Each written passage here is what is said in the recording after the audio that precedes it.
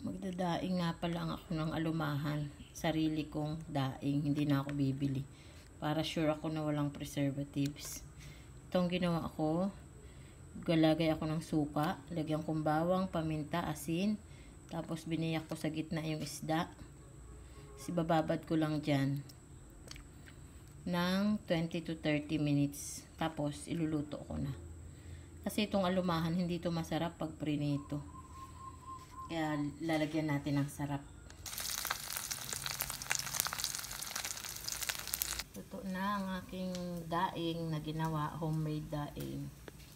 Yung bawang na nilagay ko sa pinagbabaran, i-deep fried ko din. Tapos ita-toppings ko.